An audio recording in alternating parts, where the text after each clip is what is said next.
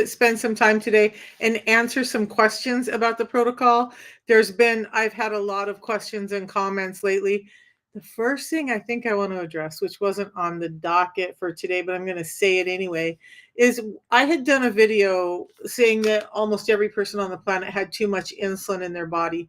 And then I went on to say how it's not your fault. And I caught some flack. You guys, what I'm seeing is there are people who've never really dealt with this issue, who've never really dealt with hormones and whatnot, and they're pretty toxic. If you guys are overweight, if you're struggling with your weight, if you're struggling with your health, how many of you guys have run into these toxic people who are like, it's all your fault. You're just lazy. You just eat donuts all day. You don't care enough about yourself. It's all whatever. So what I want to say about that is a few things. Number one, if we had a school district and 93% of the kids were failing, we wouldn't go to our kids and say, you need to do better. You're not trying hard enough. We would understand that those kids are not getting the right information. They're not being given the right tools to be able to succeed and thrive. And yet, this is happening to us every single day with our health and the food around us, especially here in the US. I get that. So if you're given wrong information by the food industry, by big pharma, by your doctors, by your nutritionists who are trained by those people, and you're going off of a food pyramid or a dietary recommendation that really isn't helping you, how are you supposed to know better? How are you supposed to do different? So I'm here to talk about that because I want you guys to know that yeah, we all know we could do better. If we're sitting down having Oreos every day, we know that that's not the right thing for us, right? We get that.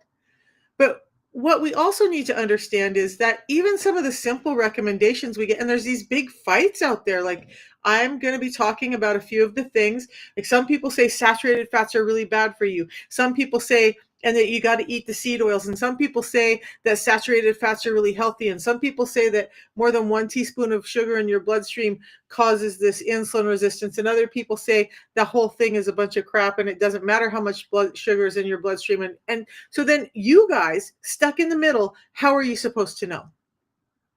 How are you supposed to know what to do, who to turn to? So I'm going to put my voice into this.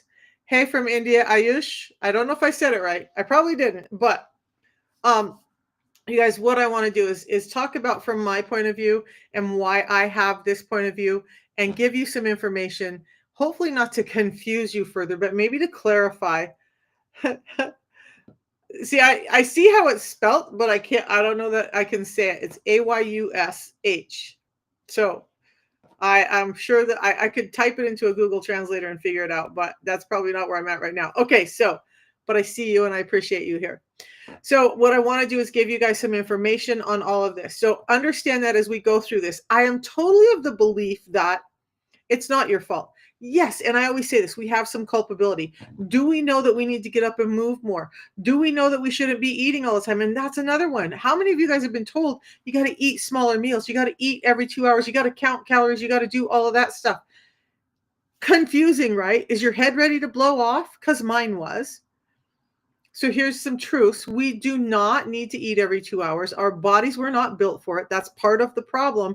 And yet these nutritional experts, these doctors, these everybody else are telling you that's what you need to do, regardless of the food you're taking in. If you're eating every 2 hours, you're causing a problem with your metabolism.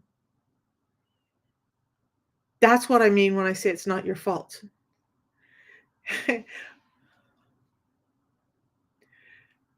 I'm going to tell you, Akash, how I did it. Okay. Hello from Chicago, Nanners. So let's dive into how I got better from it. Then, you guys, I want you to ask questions. If you don't understand insulin resistance, you need me to explain that in a very simplified manner. I will. If you have questions about any of these other issues, let me know. I'll do the best I can to answer. I'm going to stop and say, I'm just a real person like you guys. I did work in medical offices. I was a 4-time world champion. I am 61 years old. I am postmenopausal, all the stuff. I just was like, why did none of my doctors help me? And this one thing did. And so I dove into learning about it. And so we're going to talk about that. So Akash, hang on. what I did to fix my insulin resistance, and if you guys need to understand that, please ask, is I just simply understood that we've been taught wrong, that our food is defunct, the recommendations have been bad, and I started trying to find out why and what and how.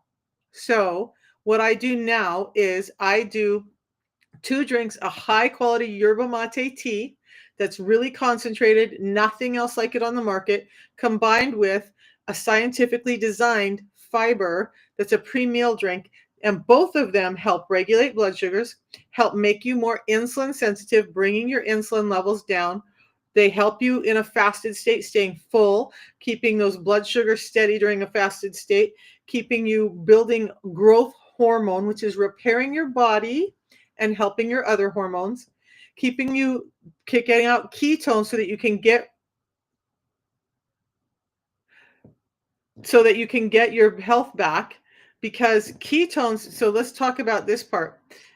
We either burn sugar for fuel or we burn fat for fuel. Carnivore people are predominantly burning fat for fuel. They're very lean, right? Our bodies need some glucose, but we can derive some glucose with our fats or our proteins. But we need the proteins for building blocks. That's my belief. And that's what I'm going to hang my hat on, because I listen to scientists who are studying your metabolism in petri dishes every day. And these are the things they're telling me. And I've noticed it in my own life. So here we go. My grandson, I see him 3 times a week, and today's not one of those days, but thank you.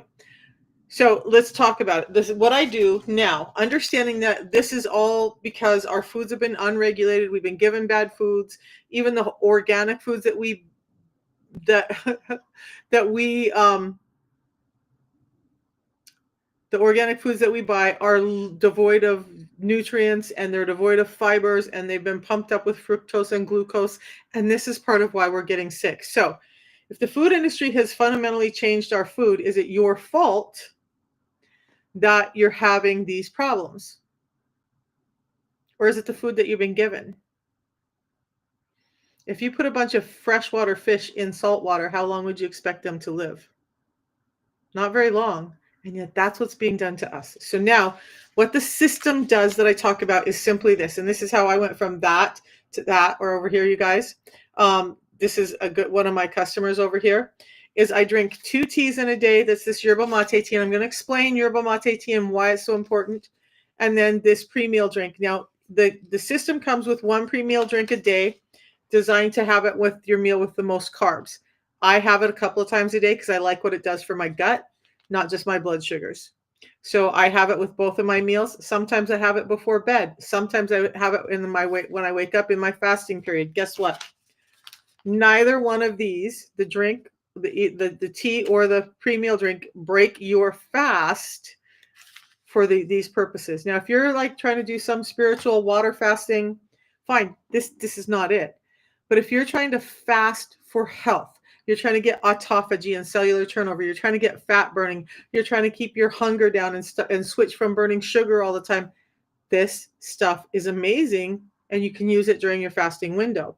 Just like you can have black coffee during a fasting window. So what the tea does anybody want to know? Face orange, biting nails. Oh, oh, biting nails, Akash. Oh, I get it. Your emojis are coming across as words, and I'm trying to process it. It just isn't, it's not, there's a hang up in my brain today with that. I had to process that was actually an emoji. All right, so here's the thing.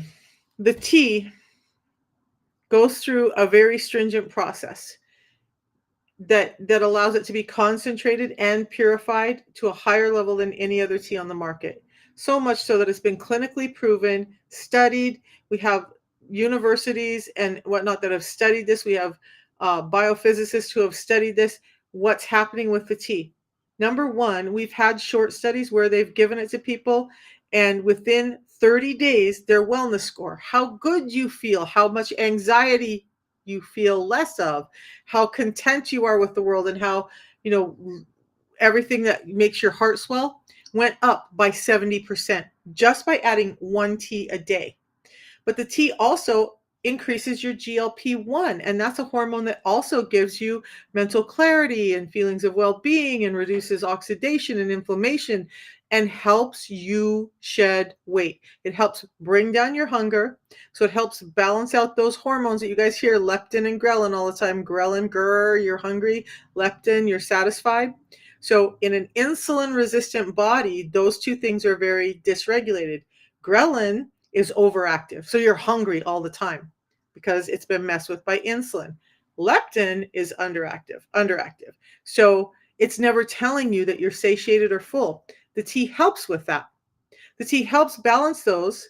It helps you understand where hunger cues actually are. So you're not just mindlessly eating, you're not just feeling hungry even though you're not. There's a lot of components to that. But the tea helps with that. The tea helps you with mental clarity and energy. So you're not having brain fog and headaches and I was starting to get migraines before I started the system and I don't have them anymore. I was telling somebody earlier today, I have gotten off of 13 medications. I don't know, I put up a 5. 13 medications. I haven't taken a prescribed medication in 3 years. Okay. All of the symptoms that I was going to doctors for that they weren't answering are gone. So I had Hashimoto's, I had PCOS, I had sleep apnea, I had excess weight, I had diabetes, I had edema and neuropathy, I was losing my joints, my teeth and gums were bleeding, my hair was falling out, like my muscles were depleting. I'm surprised I was still an athlete. I just because I worked out so hard. You guys, I heard yesterday that, oh, this is something I want to talk about. Those medications that we get. Hey, Jason, why this is so much better than those medications, there's a number of reasons. But do you know, I've with those medications, some of them you can lose up to 40% of the weight you lose is your muscle mass. So what did they say? It was years. It was not months, but years. 12 years. Every pound of muscle mass you lose, it could take up to 12 years for you to rebuild that. So if you're an athlete or if you're just a normal person who wants to have good muscle health, by the way, muscles eat up a lot of insulin. If you want to keep that so you stay more insulin sensitive, you got to understand those drugs can rob you of about 40% of your muscle. And then you're going to have to take about a dozen years of really clean eating, of working out every day to get that muscle back. Barb, I see you. So I'm going to put some information in here.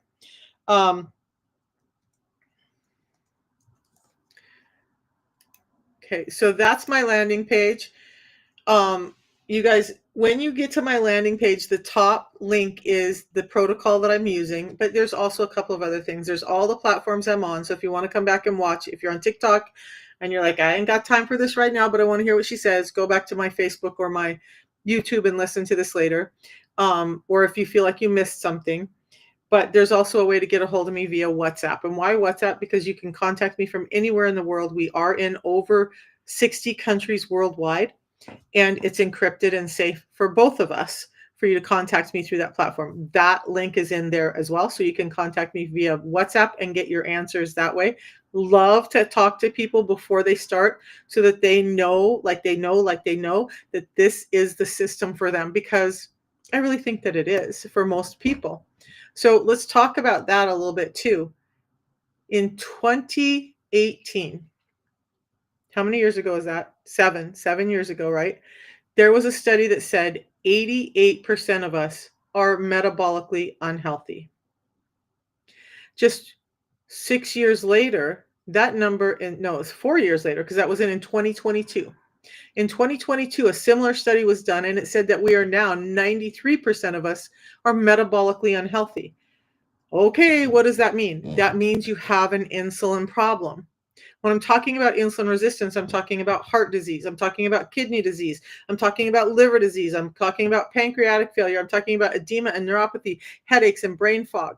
I'm talking about constant hunger and cravings. I'm talking about um, PCOS and erectile dysfunction. I'm talking about skin tags, cystic acne, and acanthosis nigricans. I'm talking about high blood pressure. That's all insulin resistance.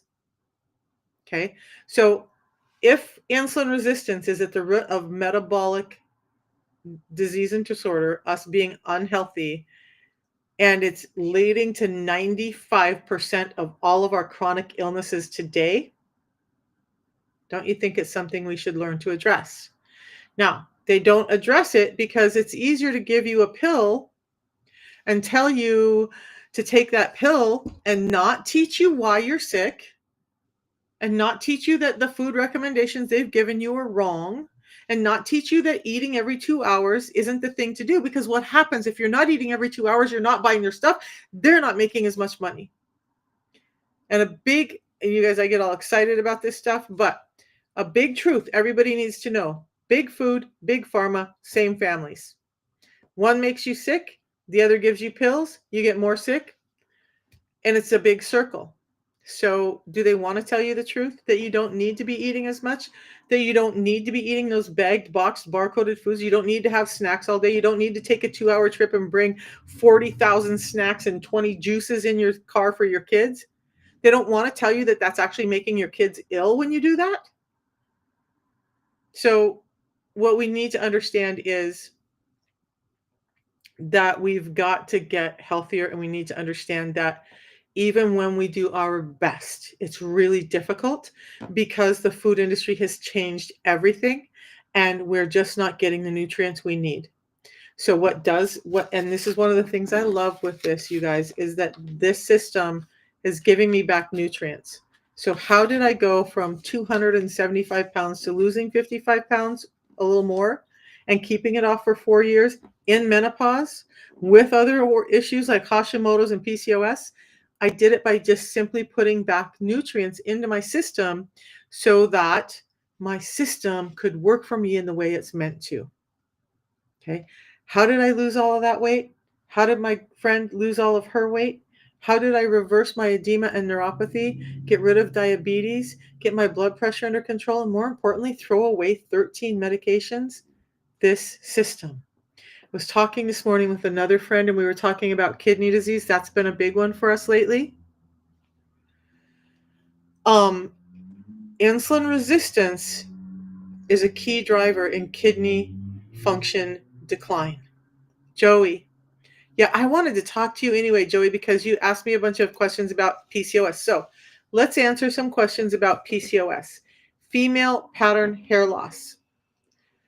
Yes. So when we look at, she says, do women shed more hair from insulin resistance in menopause, gaining more and more? So in insulin resistance, this is what's happening. I'll try and keep it short and sweet, Joey. Can you lose more? If you're losing hair now and you don't fix your insulin resistance, you will lose more hair. 4 years ago, you guys, this spot on my head right here was balding. It's already kind of a thin spot for me, already has. This was balding. Part of the reason I started wearing my hair longer and pulled towards the front was to cover that balding spot. My hairline was receding because my hair was falling out. For the first year, it looked like I had like wispy bangs because my hair was actually growing back in when I dealt with my insulin resistance. So what's happening, Joey, if I can keep it really simple, with PCOS and insulin resistance and female hormone problems, is this. What's happening is when you have an influx of insulin in your system, way too much insulin, it changes things in your ovaries. It changes how you process hormones. So insulin isn't just about your eating hormones, your weight hormones. It's about your sex hormones. It's about your thyroid hormones. It's about your stress hormones. It's about all of that. Okay. So your ovaries, in the threat of too much insulin, are not doing the job they're supposed to. So they're not what's causing this for you or anyone with that, besides all the other problems with PCOS, is all of our hormones predominantly start out as androgens. Think of testosterone, okay? Then they get converted in women in your ovaries, in men in your testes, to estrogen. Now, testes don't convert as much androgen, right? Men want to keep more of that. Women, we don't convert as much, but we need to convert some because we need to have, I said that wrong. We need to convert more because we need to have estrogens in our system. That's what makes our female system run.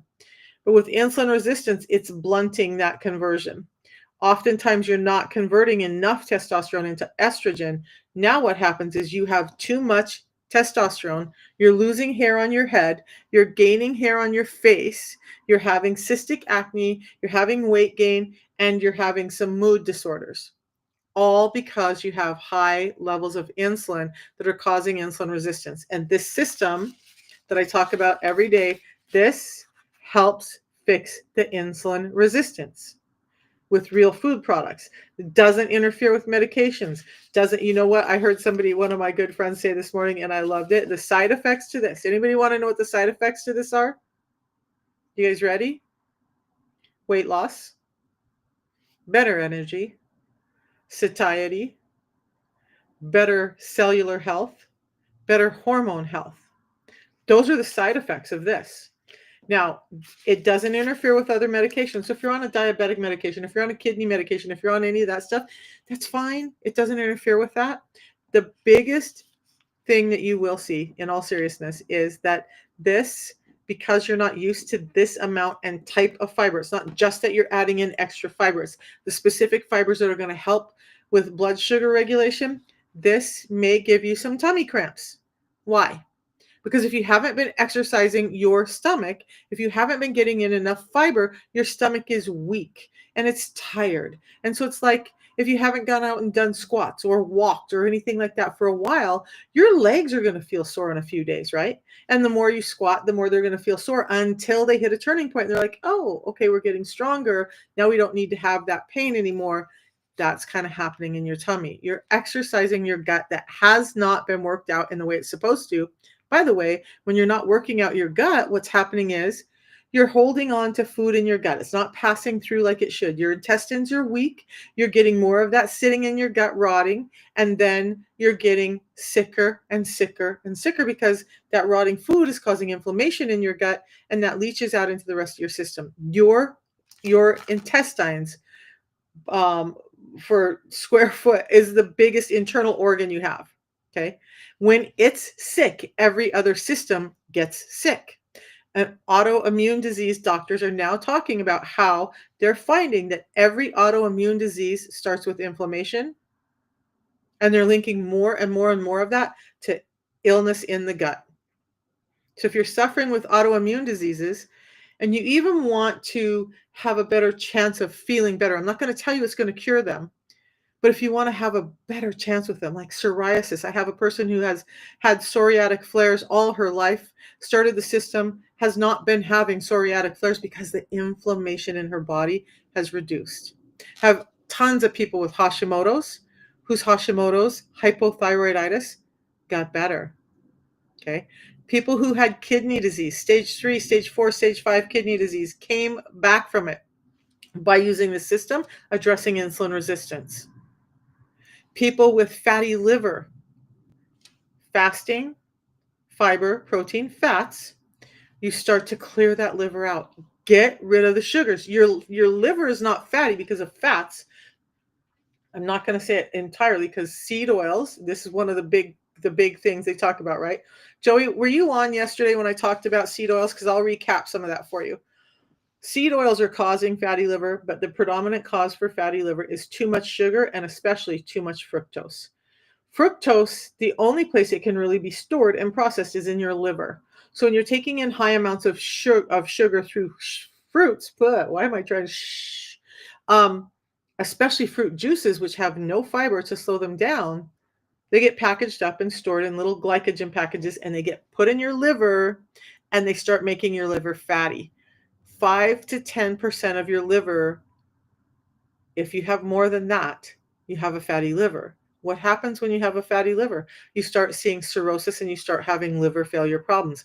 That comes from sugar, not like saturated fats like coconut oil, extra virgin olive oil, avocado oil, butter, ghee, and animal fats. Now, Joey, you have some people who are saying that, and I named them Sunday. Look, I'm not about bashing other people.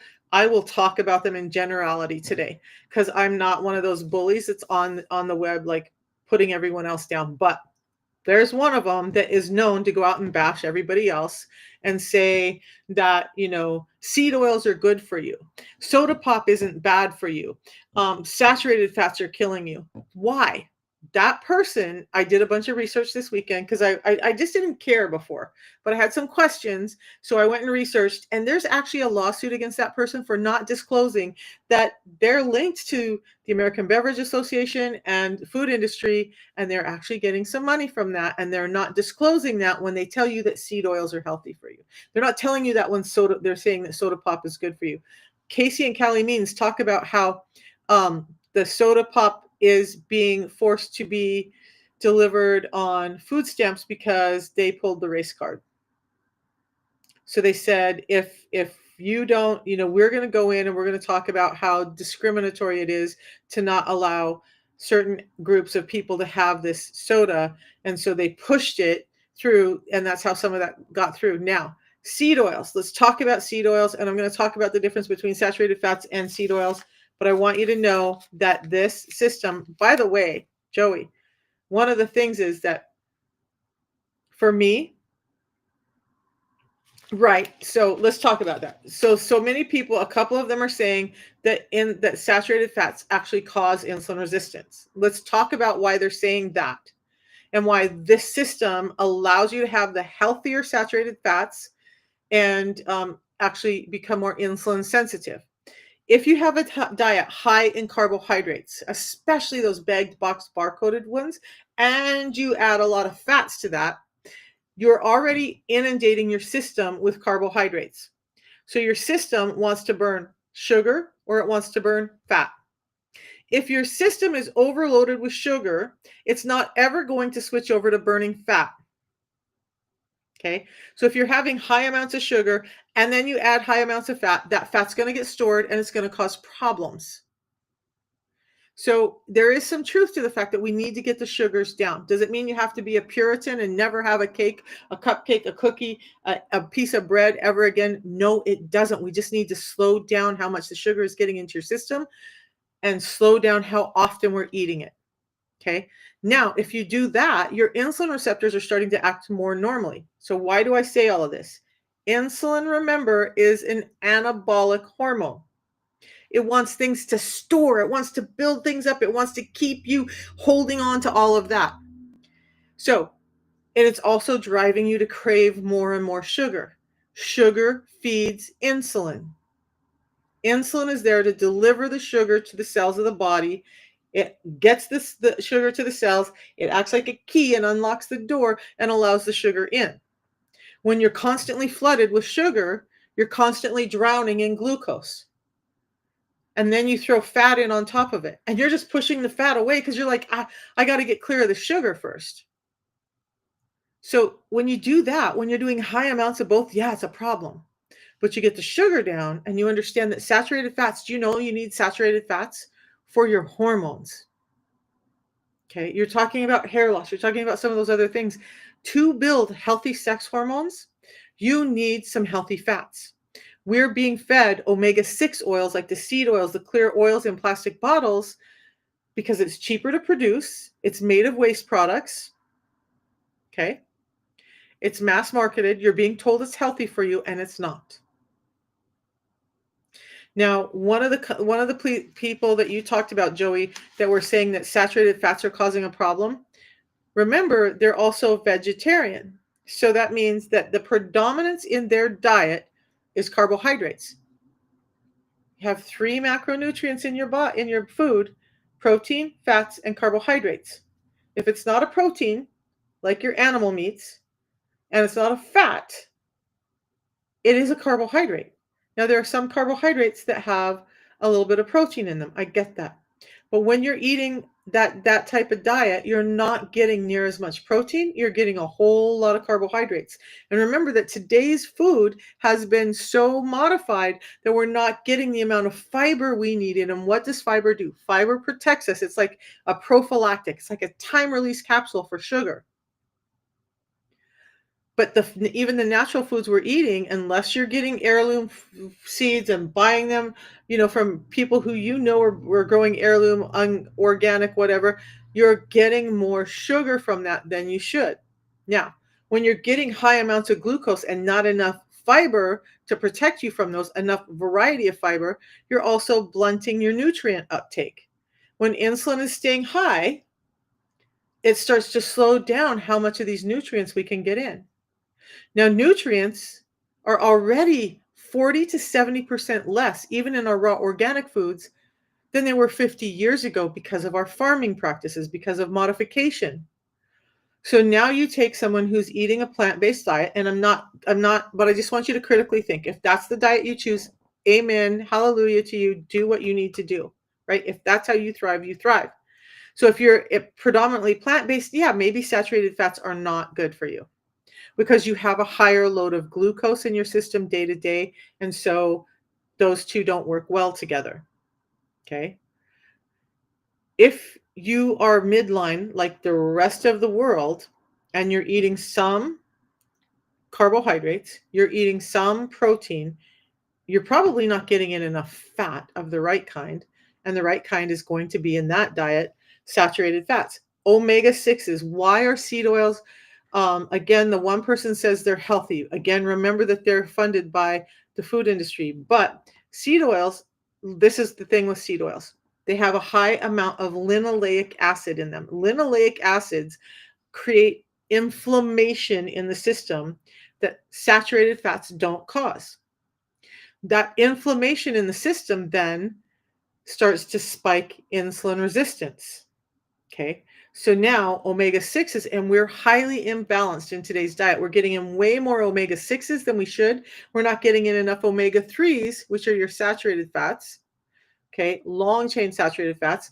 And now we have this imbalance that's causing more and more inflammation. So I'm going to pause for a second because as I was thinking through this, what really hit me is a personal story. Okay. I used to have uncontrolled IBS. I used to have gas and bloating and all kinds of problems all day, every day. As I cleaned up my diet, as I started understanding how we really should eat, as I started adding in the system, and I still eat like a normal human being, guys. I had nachos. My daughter in law made chicken nachos last night. Amazing stuff. But as I started cleaning up, now what I see, now that I've gotten some of that inflammation out of my body, now that I don't have those seed oils all the time, now that I've switched over to extra virgin olive oil, avocado oil, coconut oil, butter, I don't use ghee, but that's a good one, tallow. Every time I eat something, whether it's a packaged food, whether it's a fried food from a restaurant, whether it's a fast food, I get violently ill. My stomach bloats, my joints swell, my head hurts. If it was so healthy, and I'm not the only one, why would I have such a violent reaction to those seed oils? You're not noticing it because you're drenched in them right now. Your body doesn't know the difference. Once you take them out and rely on healthier oils, you'll understand how much healthier it is for you. And isn't it amazing that so many companies in the US are starting to make the commitment to change to frying with beef tallow instead of those seed oils? So here's the other part of the seed oil story. They were developed back in about World War II. I think it was exactly World War II by a gentleman named Rockefeller. They needed more oil for the machinery for the war. Okay. Running out of fossil fuels and they couldn't produce them enough. And then he said, well, we have this waste, we have this food. So they started processing like corn oil. And you know what corn oil comes from? The stalk and all the stuff that they discard. And then they run it through a machine and they compress it and they push it and they mulch it and they drench it in hexane, a toxic chemical. And then they bleach it. And then it comes out all clear and it's an oil that will pass a high flash point because it was originally meant for machines. But then at that point, it stinks so bad, you would never open a bottle in your house. So they start pouring in perfumes. So now tell me, on omega 6 that we're already overloaded in, we're getting something that's been drenched in hexane and bleach, and we're getting stuff that has chemicals of perfumes in it. Which one is better? Are those the oils that are going to make health for you? And most of you guys don't know this stuff. So I'm not mad. I just get really exasperated because people are making these claims out there. Now, Dr. Bickman, who wrote the book Why We Get Sick, he is, and some of these guys that you mentioned, Joey, I went and did a lot of research on them, and there's some great information on them and their scope of knowledge. But understand, the one company is two type 1 diabetics who are plant-based. So their recommendations are going to be a little bit different. Could they still achieve health by going carnivore and eating these fats? Absolutely, they could. That's why carnivores are doing so well. But those seed oils, we're already getting too much. We need to balance them with omega 3s. They're causing inflammation. They're full of toxins that are causing even more inflammation beyond the linoleic acid and the perfumes and stuff. Is that something you want to put your food in and cook it? And understand that those were made as machine oils. At the end of the war, they're like, dude, we have all these factories set up. We have all this processing ready. We don't need all these machine oils now. What are we going to do? Well, now they say, okay, we made it from food. We're going to market it as a food oil, and we're going to market it as being healthier than those saturated fats. Can one have salad and meat? Absolutely.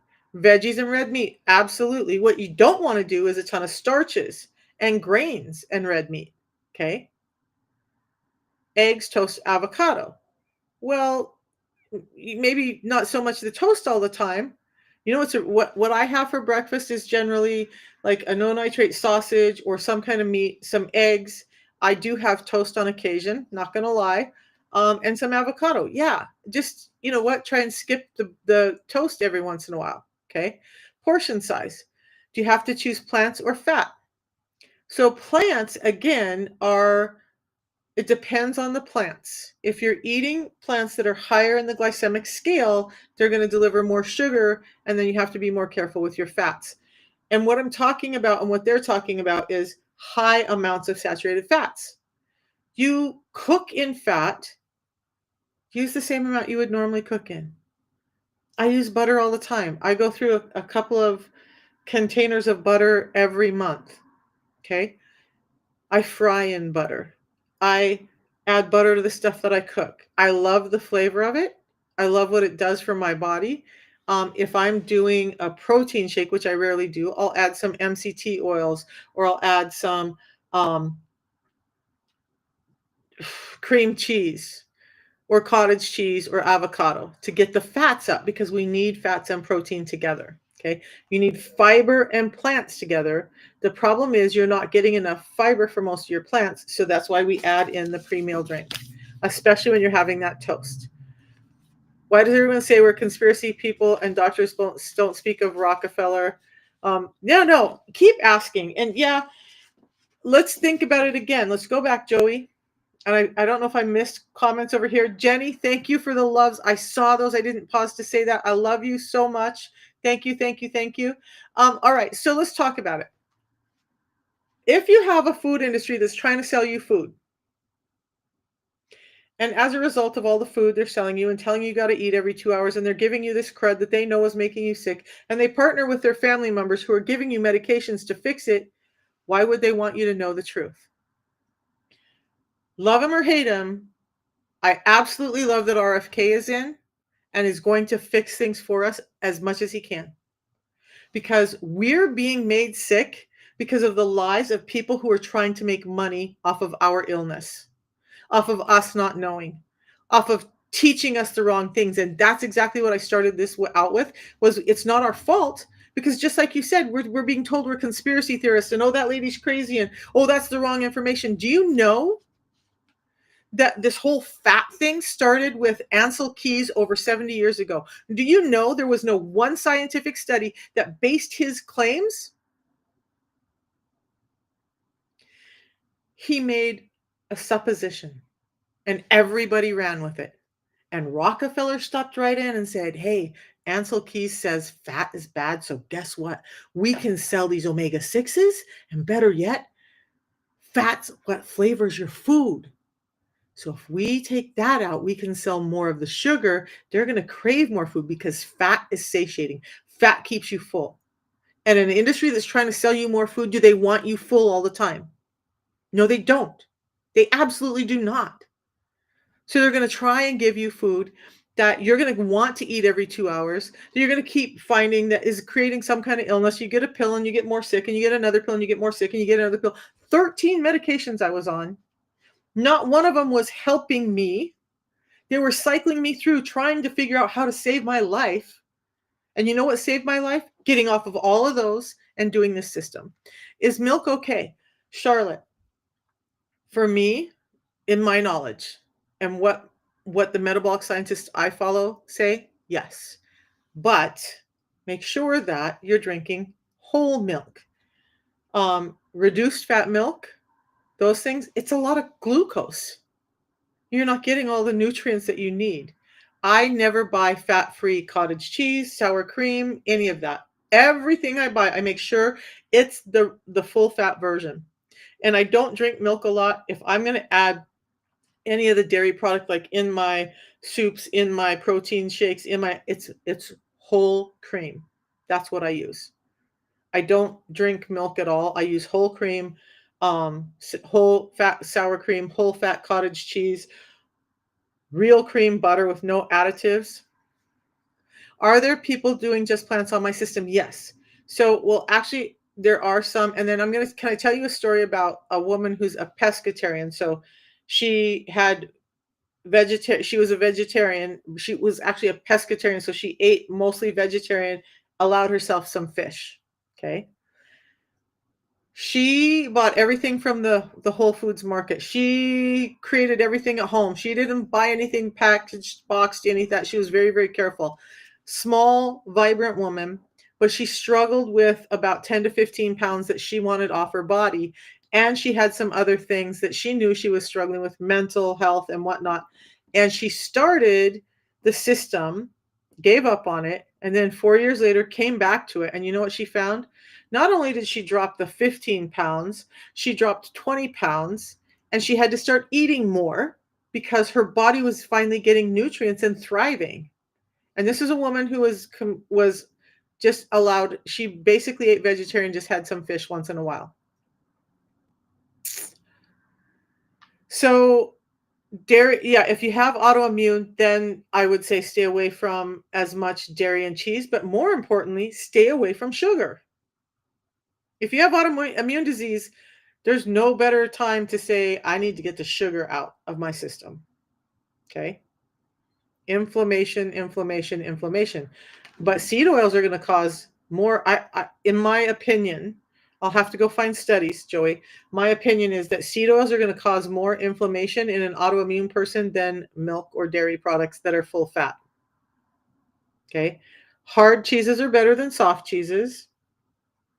And again, there, you like have Dr. Gundry who talks about lectins, and you have the Mastering Diabetes who calls out Dr. Gundry, and you have like, look, you're going to find whatever you want to find wherever you want to look. I will tell you that I have a ton of people vegetarian. In fact, the guy who introduced the system to me, his wife is vegetarian and he's not. And she thrives and is beautiful. Her skin is cleared up. She's lost weight. She had a baby while being vegetarian and this system, and their baby drinks the system as well. Okay. Those days, you're a sugar addict.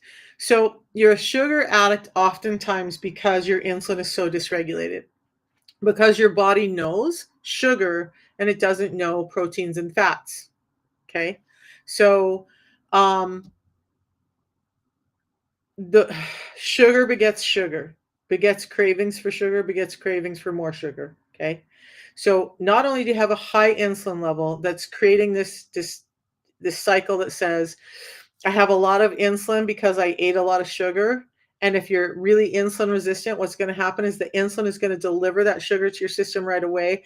Now you have an energy disparity. So you just put a bunch of energy in. Unfortunately, it got stored as fat, and now your body's deficient in energy again. So you're hungry. And what are you going to crave? More sugar. Okay. Then you're also building this negative gut microbiome where your negative biome is overrunning the good biome, and that negative biome feeds on sugar. They want more sugar to survive. So then you have a body that's needing energy and it only knows sugar as an energy source. And then you have a gut microbiome that's full of the, and I'm going to just rely on yeast because I don't want to get into all the other big names and Lord knows I can't remember them all. But I'm going to tell you that that begets more sugar cravings. I just looked up at the time, guys. It's almost 4 and I have a meeting at 4. So I'm going to cut this short, but I do want to tell you this. Look, if you want to get all of this under control, just like, here's the thing. My thing is, I want us all to live sustainably, easily. I don't want anybody to feel like they have to go Steve Goggins like on their food, right? I want you to know that you can do it in a more reasonable manner. Eat the foods you love. Have some little bit of compassion with yourself and knowledge now that you know, and do the right things. Fiber, protein, fats are the things you should have on your plate. And then limit those carbohydrates, whether it's the root vegetables, the rices, the grains, limit those things or keep them out of most of your meals. And you'll start to feel better. The system helps with that because now look, I'm going to, again, I just realized I've been talking for so long. You guys, I get so excited. But this has every vitamin and mineral in it to sustain human life. Do I have to take vitamins and minerals and eat like I do, which is imperfect, but it fits my life? No, I don't. I use this. Okay. This has vitamins and minerals in it that are there to build your metabolism and help it run properly. It has components in it that are helping reduce cholesterol levels, helping you become more sensitive to insulin, helping you slow down sugars. This helps you become more insulin sensitive. So now your body's working better. That's the purpose of the system. And it's simple. It's a tea in the morning, a tea at some point in the day later when you start to feel an energy crash or hunger breakthrough, and a pre-meal drink before your meal with the highest amount of carbs. It's not about a strict timeline. If you work night shift, talk to me. I'll tell you how to work it in. If you work day shift or if you work swing shift, I can tell you how to work it in. It's not a everybody has to eat at 10 to 6. You shift that around by your life. I had a woman who said, well, I'm at work by 4:30 in the morning. Great. So have your tea before you go to work, wait a few hours at your lunchtime at work, 9 or 10 a.m., have your meal, and then within 8 hours, have your next meal. It's not a set time. At least 4 hours, no more than 8 hours. Go to bed, wake up for your early shift again, and you're on track. And if your life is different than that, we just switch that time clock around. That's what I'm here for. When you order with my link, I'll put it in. You guys on TikTok, it's in my profile. Over here on Facebook, YouTube, it's also in my profile, but I'm going to put it in here again. Just go there, find the protocol. I have a little page that will answer most of your questions. If you need to talk more, you can set up a time to talk with me, or you can send me a message on WhatsApp.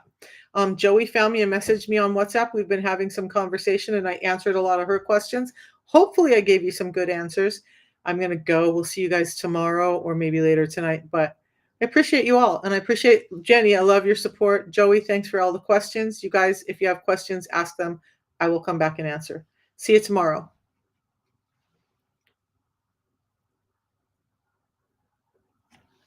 I gotta figure out how to, there we go. Bye, guys.